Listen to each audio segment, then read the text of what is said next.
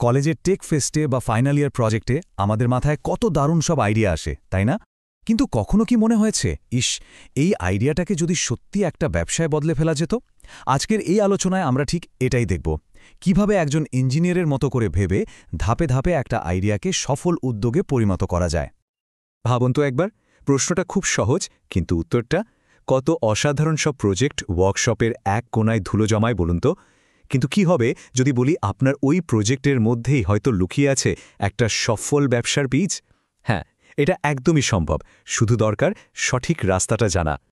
তো চলুন আসল কথায় আসা যাক। আমরা ইঞ্জিনিয়াররা মেশিন বানাতে ভালোবাসি, তাই না? তাহলে চলুন না একটা স্টার্টআপকেও একটা মেশিনের মতো ভাবি, যার প্রত্যেকটা পার্টস আমরা নিজেরা ডিজাইন করব, অ্যাসেম্বল করব, আর তারপর সেটাকে চালু করব। আর এই স্টার্টআপ মেশিন বানানোর জন্য আমাদের সবার আগে কি দরকার? একটা নিখুঁত ব্লুপ্রিন্ট। যে কোনো মেশিন বানানোর প্রথম ধাপ হলো তার ডিজাইন বা ব্লুপ্রিন্ট তৈরি করা। আমাদের এই স্টার্টআপ মেশিনের ব্লুপ্রিন্টটা হলো মার্কেট বা বাজারটাকে খুব ভালোভাবে বোঝা। মনে রাখবেন, ব্লুপ্রিন্ট যত নিখুঁত হবে আমাদের মেশিনটাও কিন্তু ততটাই শক্তিশালী হবে। এই ব্লুপ্রিন্টটা বানানোর জন্য মূলত 3টে সহজ ধাপ আছে। স্টেপ 1, আপনার গ্রাহককে চিনুন, তাদের আসল সমস্যাটা ঠিক কোথায়। স্টেপ 2, বাজারটাকে মাপুন, মানে আপনার প্রতিযোগীরা কি করছে আর মার্কেটের হাওয়া কোন দিকে বইছে। আর সবশেষে স্টেপ 3, আপনার প্রোডাক্টের সঠিক দাম ঠিক করুন, মানে সেটার আসল ভ্যালু ঠিক কতটা। দাম ঠিক করার ব্যাপারটা কিন্তু খুব ইন্টারেস্টিং। ধরুন একটা সাধারণ নাট বল্টু, সেটার দাম নির্ভর করে লোহা আর সেটা বানানোর খরচের ওপর। কিন্তু একটা নতুন রোবোটিক আর্ম, যেটা কিনা একটা ফ্যাক্টরির প্রোডাকশন 10 গুণ বাড়িয়ে দিতে পারে, সেটার দাম কি শুধু বানানোর খরচের ওপর নির্ভর করবে? না, সেটার দাম নির্ভর করবে ওই অসম্ভব ভ্যালু বা সুবিধার ওপর যা ওটা দিচ্ছে। এবার নিজেকে প্রশ্ন করুন, আপনার আইডিয়াটা কি একটা সাধারণ নাট বল্টু নাকি একটা যুগান্তকারী রোবোটিক আর্ম? তাহলে চট করে একবার মনে করে নেওয়া যাক, আপনার আইডিয়ার জন্য একটা সঠিক ব্লুপ্রিন্ট বানাতে গেলে সবার প্রথমে কোন জিনিসটা বিশ্লেষণ করতে হবে? একদম ঠিক, গ্রাহক এবং বাজার। আচ্ছা, ব্লুপ্রিন্ট তো রেডি। এবার আমাদের মেশিনের পাওয়ার ট্রান্সমিশন সিস্টেমটা বানানোর পালা। মানে ঠিক যেভাবে একটা ইঞ্জিন থেকে চাকায় শক্তি পৌঁছায়, ঠিক সেভাবেই আপনার প্রোডাক্টকে ফ্যাক্টরি থেকে গ্রাহকের হাতে পৌঁছে দেওয়ার জন্য একটা মজবুত সাপ্লাই চেইন বা ডিস্ট্রিবিউশন চ্যানেল দরকার। দেখুন, আপনার প্রোডাক্ট গ্রাহকের কাছে পৌঁছানোর কিন্তু অনেকগুলো রাস্তা থাকতে পারে। আপনি নিজের অনলাইন স্টোর থেকে বেচতে পারেন, পাড়ার দোকানে রাখতে পারেন, সরাসরি ডেলিভারি করতে পারেন, বা হোলসেলারদের মাধ্যমে সারা দেশে ছড়িয়ে দিতে পারেন। আপনার প্রোডাক্টের জন্য কোন রাস্তাটা বেস্ট, সেই সিদ্ধান্তটা কিন্তু আপনাকেই নিতে হবে। তাহলে এবার মনে রাখার জন্য প্রশ্নটা হলো, একটা মেশিনের পাওয়ার ট্রান্সমিশন সিস্টেমের মতো ব্যবসার কোন অংশটা প্রোডাক্টকে গ্রাহকের কাছে পৌঁছে দেয়?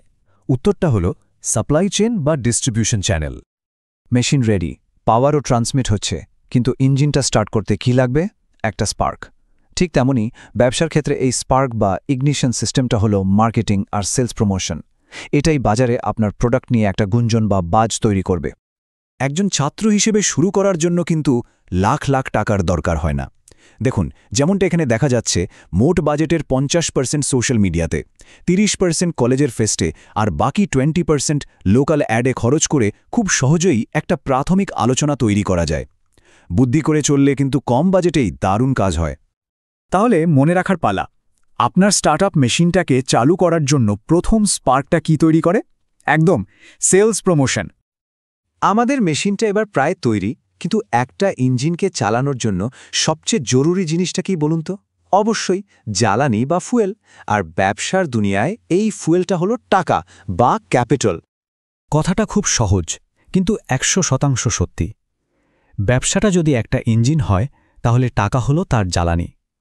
ফুয়েল ছাড়া যেমন ইঞ্জিন এক পাও চলে না, ঠিক তেমনই টাকা ছাড়া কোনো ব্যবসায়ী এগোতে পারে না। তাই সঠিক জ্বালানির উৎস খুঁজে বের করাটা ভীষণ জরুরি। টাকার উৎস কিন্তু বিভিন্ন রকম হতে পারে, ঠিক যেমন বিভিন্ন ধরনের জ্বালানি হয়। যেমন ধরুন, নিজের জমানো টাকা ব্যবহার করলে ঝুঁকিটা সবচেয়ে বেশি, কিন্তু ব্যবসার 100% মালিকানা আপনার। ব্যাংক থেকে লোন নিলে ঝুঁকিটা মাঝারি। আর যদি কোনো ইনভেস্টরের থেকে টাকা নেন, তাহলে আপনার ব্যক্তিগত ঝুঁকি অনেক কম, কিন্তু ব্যবসার মালিকানার একটা অংশ আপনাকে শেয়ার করতে হবে। এবার ভাবার প্রশ্ন, আপনার স্টার্টআপ ইঞ্জিনের জন্য কোন ধরনের জ্বালানি বা ফান্ডিং সবচেয়ে উপযুক্ত হবে বলে আপনার মনে হয়? তো সব পার্টস রেডি, জ্বালানিও ভরা হয়ে গেছে, এবার ফাইনাল অ্যাসেম্বলির পালা। একটা মেশিনকে বাজারে ছাড়ার আগে যেমন সব সিস্টেম ফাইনাল চেক করা হয়, ঠিক তেমনই একটা ব্যবসাকে অফিসিয়ালি লঞ্চ করার আগেও কয়েকটা ফাইনাল কাজ সেরে ফেলতে হয়। আসুন আপনার লঞ্চের ফাইনাল চেকলিস্টটা একবার দেখে নিই। প্রথমে একটা সম্পূর্ণ বিজনেস প্ল্যান, যেটা আপনার মেশিনের স্কিম্যাটিক ডায়াগ্রামের মতো।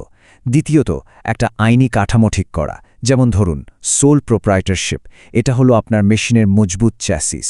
আর সবশেষে দরকারি লাইসেন্স আর পারমিট জোগাড় করা, এটাকে বলতে পারেন আপনার মেশিনের অফিসিয়াল রোডওয়ার্থিনেস সার্টিফিকেট। চলুন শেষ প্রশ্নটা নিয়ে ভাবি। একটা মেশিনের চ্যাসিস যেমন সবকিছুকে একসঙ্গে ধরে রাখে, ঠিক তেমনি একটা ব্যবসার আইনি কাঠামো কি নিশ্চিত করে? ওটা ব্যবসার স্থায়িত্ব আর আইনি পরিচয়কে নিশ্চিত করে। তাহলে আমাদের স্টার্টআপ মেশিন এখন পুরোপুরি তৈরি।